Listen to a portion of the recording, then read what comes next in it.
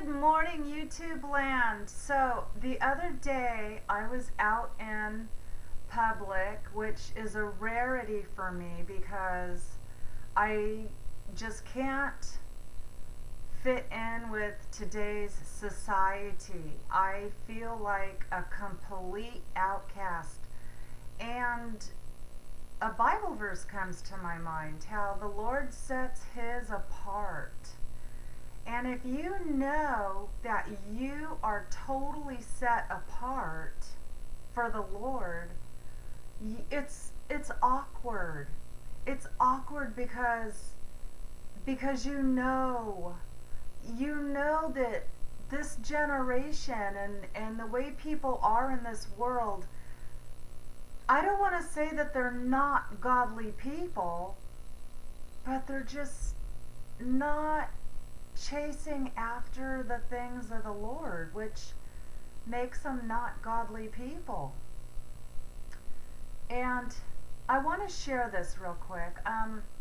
I was at a flea market type thing, and I didn't get any fleas, by the way.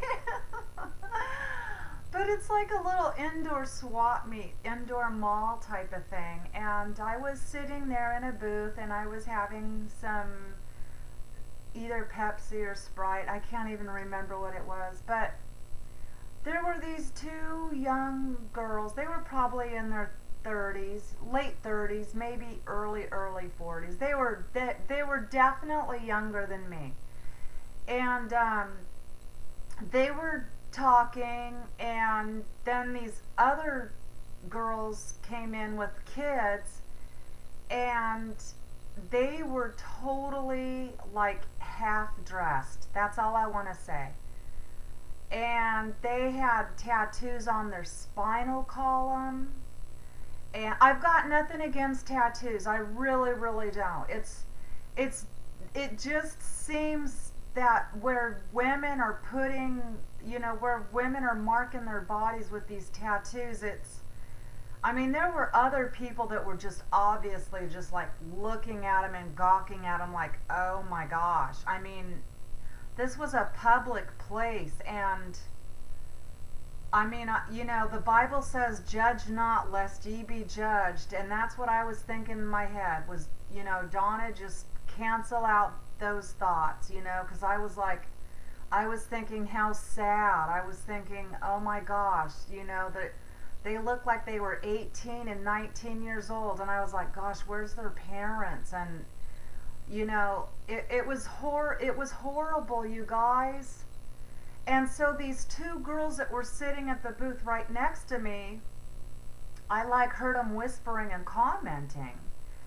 And so I just decided that I was going to step out on faith and start a conversation with them, and which I did. And I was polite. I wasn't rude. And they had tattoos, and I thought, oh my gosh, isn't that a bunch of needles just stabbing at your skin? And so I thought, I'd try and talk to them about their tattoos too, because they had tattoos. And anyways, I just started talking to him, and then 10 minutes into the conversation, I told him I was a Christian. And then the one girl said that her uncle, that used to be a heavy drinker, used to cuss like a sailor or something like that. I forget what she said.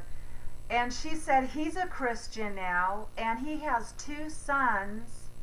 And she feels bad for the sons because she knows that they're gay, but they won't be able to be happy and be gay and pursue their happiness with other men because their dad will not go for it because he's a hardcore Christian now.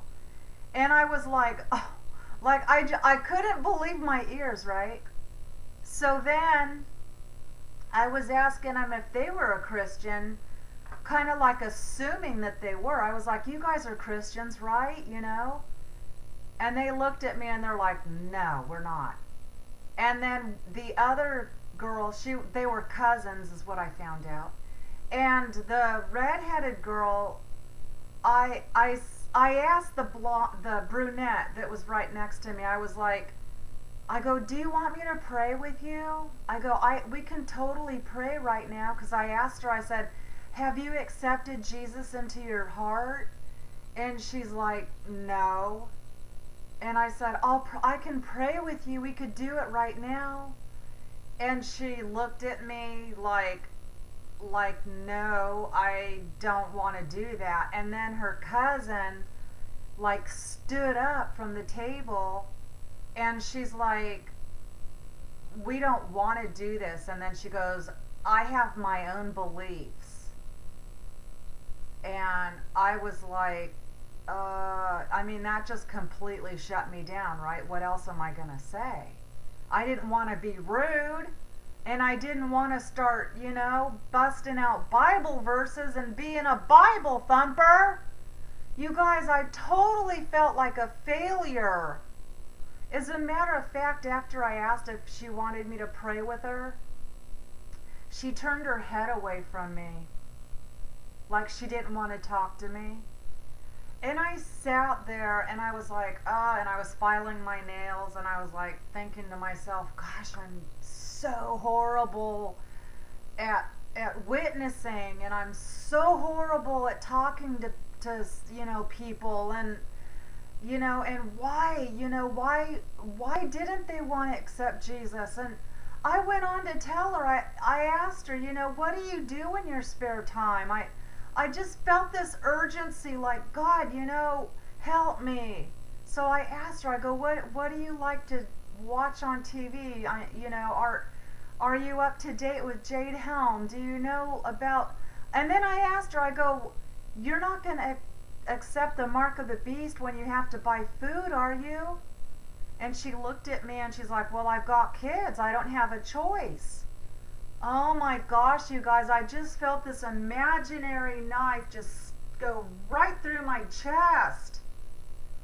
I wanted to grab her and hug her and tell her, no, that's not what you do.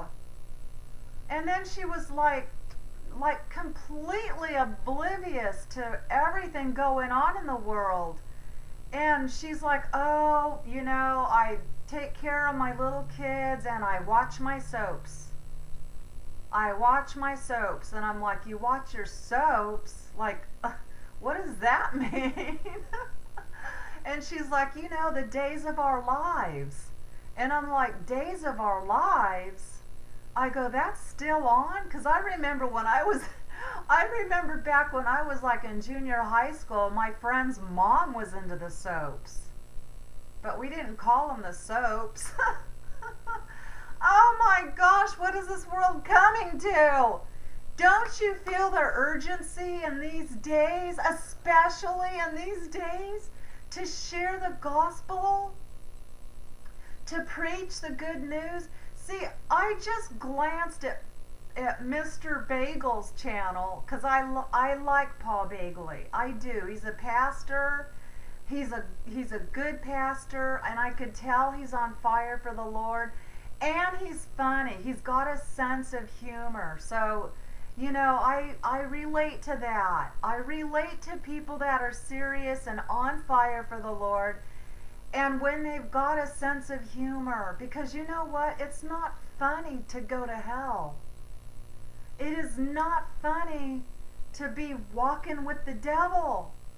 It's not funny to sell your soul for money. The other day I was watching a video about Christian artists that are totally doing the Illuminati thing, or how they cover up an eye. I'm not even into all that. To me, it's stupid. Seriously, to me, the only Illuminati is Jesus Christ, because he is illuminating, he's bright, he's real. He is the real Illuminati. Everything else is fake, and they're imposters, and they're not original. But anyways, you guys, I just wanted to do this quick video about the urgency to witness. You know, that day when I left, her name was Danielle, and her other cousin's name was, I think, Claudette, or Claudia, or Colette, or I can't remember, because I remember Danielle's name was with a D and her cousin was with a C, and that's what I remembered in my brain. But you know, I'm waking up and I'm like, oh my gosh, I've got to put this video out. You guys pray for Danielle and Claudette. Please, you guys, please. That afternoon I left, and I was like practically crying in the car, and I was just looking up at the clouds, and they were dark, and I just kept telling God, I'm such a failure. I was like, God, you know, I asked if I could pray. I would have prayed right then and there for her to accept Jesus into her heart. You know, we're on borrowed time. We are on borrowed time. And the dreams that I've had these past few nights, do you want me to share with you one that was like not last night but the night before? No robbers came knocking on my door. No, seriously, let me tell you this dream. I had a dream I was either kidnapped or I was taken hostage, and they had me on a table in restraints, and I was on sedatives, because when I woke up, they handed me a mirror to look in at my face, and it wasn't even me. And I was like, what are they doing? You know, this is what they did to me in my sleep. They drilled an inch into my side of my face. And the woman there was like in this suit, like she was this government agent, like all scary and serious looking, you know. And she's like, you know, it feels good to be needed, and you're going to be needed, and you're going to help people, and you need to accept this. And when you can accept the new you, that's when you're going to do us good. But right now, we can't start helping you develop your new, like, artificial intelligence, because you're a supreme being now. And I was violent, and I was like, no, this isn't what I want. I don't want this.